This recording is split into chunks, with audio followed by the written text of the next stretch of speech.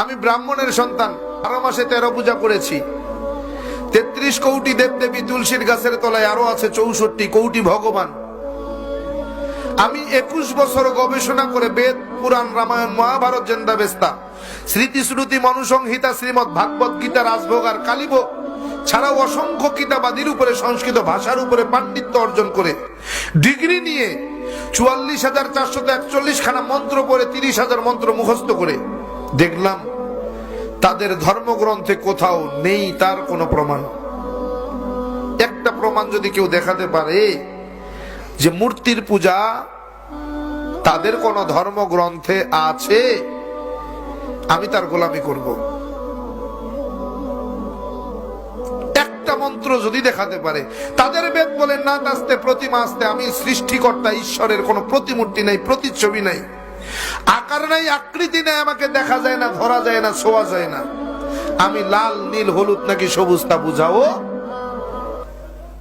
কিন্তু এরপরেও কি তাদেরকে মানাতে পারবো? এরপরেও কি তারা ছাড়বে? কয় পাইছো কই? কয় বাপদাদাই করছে তাই। দলিল বাপদাদা, দলিল বাপদাদা, অথচ ভগবান শ্রীকৃষ্ণের দোহাই দেয়,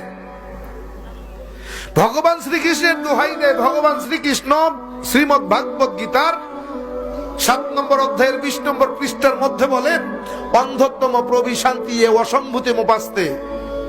কালকে হাসরের মাঠ যখন কায়েম হয়ে যাবে, তোমরা আমাকে ভগবান বলে ভাষায় দিবা, আমারে তোমরা জাহান্নামে নিবা। আমি সেই রাস্তা রাখি নাই, আমি আমার রাস্তা ক্লিয়ার করে দিয়েছি। অন্ধত্তম প্রবিশান্তি এ অসম্ভূতি মুপাস্তে।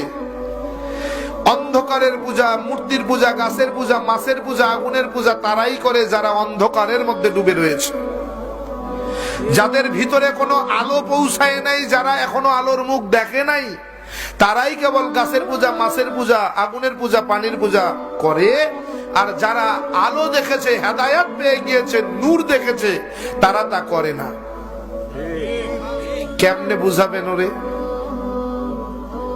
ও ভাই, ইসলাম কিন্তু এমনি গ্রহণ করি নাই, যাচাই বাছাই করে গবেষণা করে তারপরে মুসলমান হয়েছি। এরকম হাজার হাজার মন্ত্র বলা সম্ভব। কোরআনে হাকিমের 30 পারা 114টি সূরা, 6,666 মতান্তরে 6,238 আয়াতের সঙ্গে এই 30,000 মন্ত্রের হুবহু মিল আছে। কোরআনে হাকিমের প্রত্যেকটি আয়াতের সঙ্গে কয়েক শত মন্ত্র পাঠ করে শোনানো সম্ভব। শুধু তাই না, প্রত্যেকটা মন্ত্রের কিতাবের নাম, অধ্যায় নম্বর, পৃষ্ঠা নম্বর, শ্লোক নম্বর বলার মতো যোগ্যতা আল্লাহ তাআলা আমাকে দিয়েছেন। এমনি মুসলমান হই নাই, যাচাই বাছাই